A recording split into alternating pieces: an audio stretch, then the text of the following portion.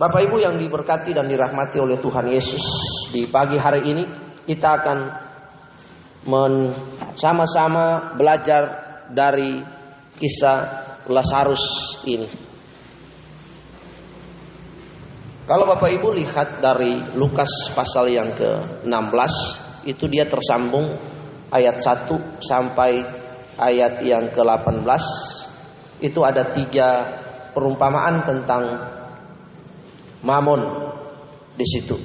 Nah, dalam kisah ini kita akan melihat ada nama-nama samaran, yaitu Lazarus, nama-nama dari orang yang pernah hidup di bumi ini, Abraham, Musa dan para nabi, dan juga tempat dan keadaan di alam yang kelihatan, yaitu di bumi sekarang ini, dan alam yang tidak kelihatan, yaitu di sorga dan di neraka.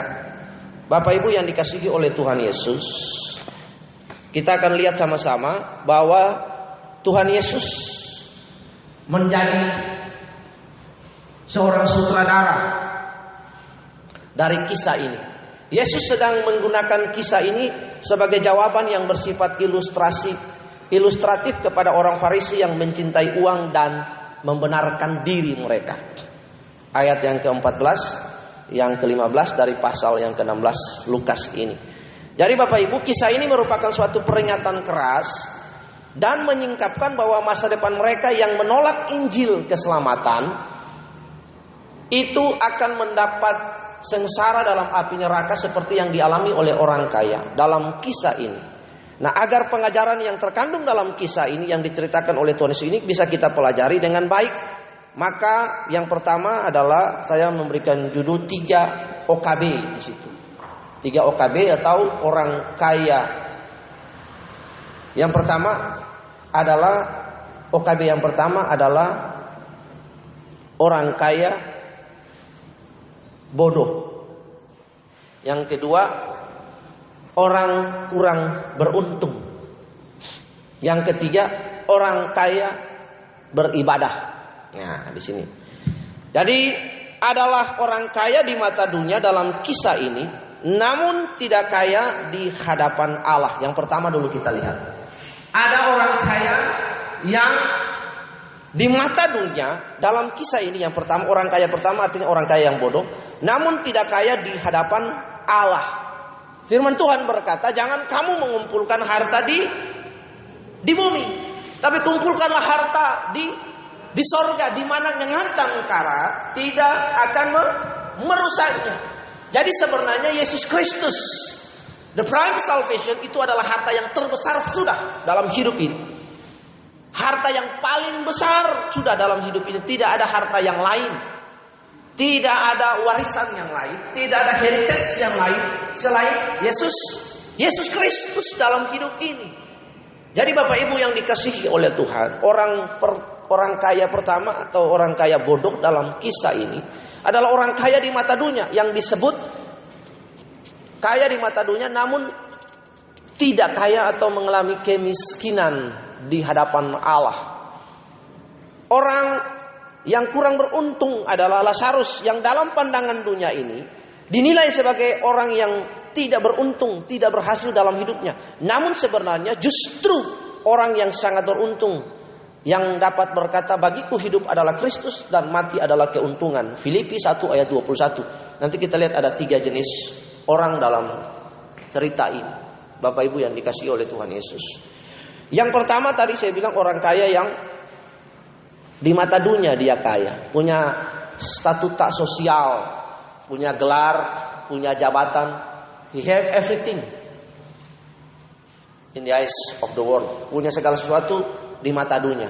Dia punya nama baik di mata dunia. Dia kaya menurut paradigma dunia. Dia kaya menurut sudut pandang dunia. Dan pengertian kaya bagi dunia adalah bahwa dia punya rumah, dia punya gelar, dia punya status sosial, punya uang yang banyak, punya kedudukan, punya jabatan. Itu pengertian kaya menurut dunia. Dan itu logis.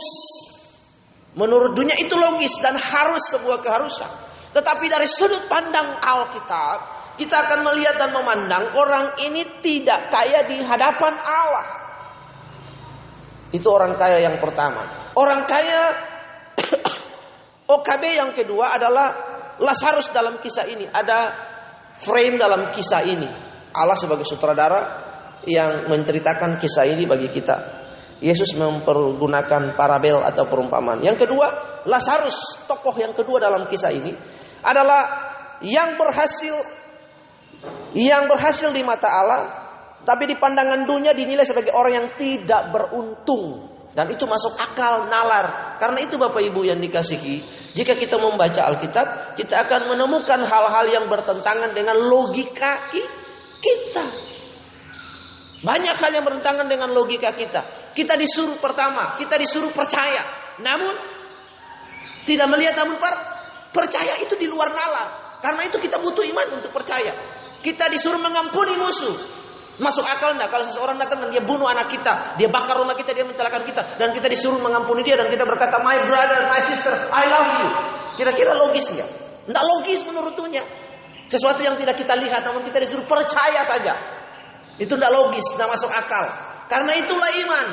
Bapak Ibu, kita disuruh mengampuni, kita disuruh mengasihi, padahal itu musuh. Enggak logis. Pada cerita ini Alkitab juga berkata, lihat di sini, Lazarus dia dipandang pada mata Allah, pada pemandangan Allah bahwa dia menjadi orang yang beruntung. Pada mata dunia dia tidak beruntung. Jadi hari ini ketika kita mengerti firman ini, kita belajar sama-sama, kita akan memperkarakan hal ini.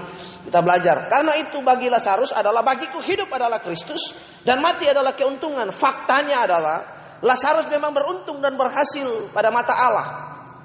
Karena itu nanti kita akan belajar bahwa keadaan jasmani seseorang tidak mencerminkan keadaan rohaninya. Jangan kita berpikir bahwa dia orang kaya, he have everything in his life, dan rohaninya bagus. Belum tentu. Ukuran jasmani, keadaan lahiriah seseorang, mungkin dia tidak punya rumah, dia masih kontrak, dia masih kos dan lain sebagainya. Tapi ingat, keadaan itu tidak menentukan keadaan rohaninya. Ini yang harus kita benar-benar, kita harus benar-benar paham. Kita lihat, wah dia miskin, nggak punya apa-apa, masih kos. Lalu kita bilang,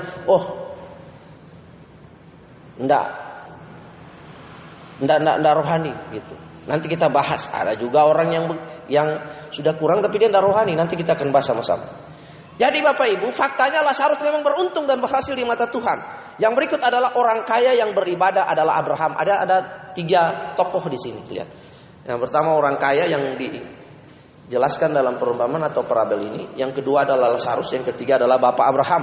Faktanya Abraham adalah bapak orang beriman yang berhasil dan beruntung di mata Tuhan, di mata manusia, yang juga disebut sebagai sahabat Allah dalam Yakobus 2 ayat 3. Jadi kita akan belajar sama-sama, kita akan melihat sini dalam kisah yang ditulis oleh Lukas ini ada kebenaran-kebenaran yang diungkapkan oleh Tuhan Yesus Kristus. Kebenaran yang pertama yang akan kita bahas hari ini saja, satu kebenaran yang kita bahas. Ada 4 kebenaran tapi nanti minggu 2, minggu 3, minggu keempat. Jadi hari ini kebenaran yang pertama yang akan kita bahas adalah keadaan jasmani seseorang tidak mencerminkan keadaan rohaninya. Bapak Ibu perhatikan kronologis ini, coba lihat. Ada seorang kaya selalu berpakaian rapi, jubah ungu, kain halus, dan setiap hari bersukaria dalam kemewahan. Digunakan kata luxury, kemewahan di situ. Naik lagi, dia buat pesta. Nah, kronologis orang kaya ayat yang ke-23, naik kan? Orang kaya itu mati lalu dikubur sementara ia bersara dalam alam maut, dan dari jauh dilihatnya Abraham dan Lazarus duduk di pangkuannya. Orang kaya buat pesta setiap hari, hidup dalam kemewahan. Faktanya adalah bahwa keadaan kekayaannya, kelimpahannya tidak menentukan rohaninya. Itu harus diterima. Dan ini fakta, ini real, biblical, Bapak Ibu yang dikasihi Tuhan. Jadi keadaan jasmani seseorang tidak mencerminkan keadaan rohaninya. Mungkin dia timpang sebelah atau cacat dan lain. Tapi kalau dia berdoa tiap hari, sungguh-sungguh punya hubungan intim dengan Tuhan, jangan kita lihat kecacatannya. Seringkali kan manusia melihat dengan mata telanjang, melihat keterbatasan orang lalu pikir dia nggak rohani karena dia mata buta sebelah, karena dia kaki timpang lalu dia nggak rohani. Enggak, karena memang dia masih kos, dia kontak lalu dia nggak rohani. Enggak seperti itu, Bapak Ibu yang dikasihi Tuhan. Karena itu mari kita belajar kebenaran yang pertama. Kita lihat keadaan jasmani seseorang tidak mencerminkan keadaan rohaninya. Lihat. Yang kedua adalah Lazarus, naik lagi sampai ayat 19. ayat 19 ya. Nah, ada seorang pengemis yang bernama Lazarus, padahal penuh borok, berbalik ketika orang kaya ingin menghilangkan laparnya dengan apa yang jatuh dari meja orang kaya itu, malah nanti datang dan menjelat boroknya. Mereka berdua sama-sama hidup. Yang satu dalam kondisi kemewahan, kelimpahan kekayaan, yang satu dalam kondisi kemiskinan. Mereka hidup during the same time, pada waktu yang sama, kesempatan yang sama. Tetapi ketika mereka finishing well, mengakhiri kehidupan mereka, mereka berada pada tempat yang berbeda. Lihat faktanya di sini. Kebenaran ini mengatakan bahwa mereka sama-sama hidup, manusia hidup, biologi, jasmani mereka. Tetapi kondisi keberadaan mereka, yang satu kaya, yang satu miskin, tidak menentukan mereka rohani pada pemandangan Allah. Lihat itu, pada mata Allah, in the eyes of God, Bapak Ibu. Nah, kita akan membahas kebenaran pertama lebih lanjut lagi. Tuhan Yesus sengaja menonjolkan kebenaran ini dalam kisah yang diceritakannya itu, yaitu ciri orang kaya yang bodoh yang sangat menonjol. Dikatakannya bahwa orang kaya itu selalu berpakaian jubah ungu dan kain halus setiap hari. Ia bersukaria dalam kemewahannya. Kata selalu berarti bukan hanya dipakai pada saat pesta atau acara khusus, tapi sudah menjadi pakaiannya sehari-hari. Dia hidup dalam kelimpahan. Kain ungu yang dipakai adalah kain yang sangat mahal dan merupakan barang mewah. Bapak Ibu bisa lihat dalam Kisah Rasul 16 ayat 14, Wahyu 18 ayat 21. Kain ungu menunjukkan bahwa ia adalah orang yang sangat kaya. Kain ungu juga menggambarkan seorang yang mempunyai kedudukan dan kekuasaan. Bapak Ibu masih ingat ketika Tuhan Yesus disalibkan, prajurit-prajurit Romawi mengenakan jubah ungu pada tubuh Yesus dan mengolok-oloknya sebagai raja orang Yahudi. Kain halus yang dimaksud juga adalah kain lenan yang halus dan mahal. Alkitab mengatakan orang kaya itu biasanya sahabatnya banyak karena tertarik pada kekayaannya. Bapak Ibu perhatikan. Kalau hari ini saya masih biasa-biasa, 10 tahun akan datang, gereja ini besar, ribuan jemaat, mobil ada, semua fasilitas, staff semua ada, rumah staff juga semua pakai, dapat rumah dan bla bla bla. Kira-kira sahabat saya banyak nggak? Kira-kira orang datang mau bersahabat dengan saya nggak? Orang datang mau khotbah di tempat saya nggak? Tempat kita nggak? Pasti. Ya, tapi kalau ketika kondisi saya masih begini, kira-kira teman saya banyak nggak? Masih ada. Tapi yang lain-lain itu mereka mau bersahabat nggak? Enggak. Kenapa? Karena orang suka menilai orang dari status sosial. Status sosial saya penting di gereja yang besar supaya saya dapat untung di situ, kayak bergaul dengan orang kaya, saya ketemu dengan orang kaya, saya bergaul dengan mereka, saya dapat sesuatu. Ini konsep yang salah. Saya datang beribadah adalah kita datang beribadah mencari Tuhan. Tidak peduli musiknya benar, WL-nya salah, itu teknis lah. Tapi yang saya datang, saya duduk, saya mau mendengarkan firman Tuhan. Karena iman timbul oleh pendengaran, dan pendengaran akan firman Kristus, tidak ada yang lain. Iman enggak timbul dari saudara dengar musik penyembahan, haleluya, enggak lain. Iman timbul from the word of God, dari firman Tuhan, dari Alkitab. Iman tidak timbul dari mana-mana. Karena itu Bapak Ibu yang dikasihi oleh Tuhan, jadi temannya orang miskin itu dibenci, tetapi sahabat orang kaya banyak. Amsal 14 ayat 20. Kekayaan menambah banyak sahabat, tetapi orang miskin ditinggalkan sahabatnya. Bapak Ibu yang dikasihi oleh Tuhan Yesus, supaya sahabat-sahabatnya semakin banyak, maka orang kaya itu pun mengajak sahabat-sahabatnya untuk bersenang setiap hari. Itulah sebabnya Tuhan Yesus mengatakan dalam kisah ini, orang kaya itu setiap hari bersukaria dalam kemewahannya, supaya tidak ditinggalkan oleh sahabatnya. Lihat orang kaya di TV dan lain semua, setiap hari mereka ketangkap di mana, di hotel buat pesta, di bar, di kafe. Itulah orang kaya. Dia buat pesta supaya dia tidak ditinggalkan oleh sahabat-sahabatnya. Dia tidak dijauhi oleh orang. Every day he makes party. Setiap hari dia buat pesta. Nah, ini lihat di sini. Supaya tidak ditinggalkan oleh sahabat-sahabatnya, sebenarnya hanya orang sahabat-sahabatnya itu sebenarnya hanya seperti kumbang yang mengisap madu, dan orang-orang yang mempunyai konsep habis manis sepadi buang. Mereka bukan sahabat sejati. Nah, setelah itu orang kaya mati. Lihat dalam orang kaya dia buat pesta setiap hari, sahabat-sahabatnya datang, tapi sahabat-sahabatnya tidak pernah mengatakan, "Hei sahabat, berhentilah kawan, berbaliklah dari kebenaran, pakailah kekayaanmu untuk pelayanan bagi Tuhan. Dengan kekayaan, dengan semua yang kau punya, berpakailah pekerjaan itu untuk menolong orang lain dan lain. Jadilah berkat dengan sesuatu." Tuhan kasih kita harta bukan untuk kita nikmati sendiri.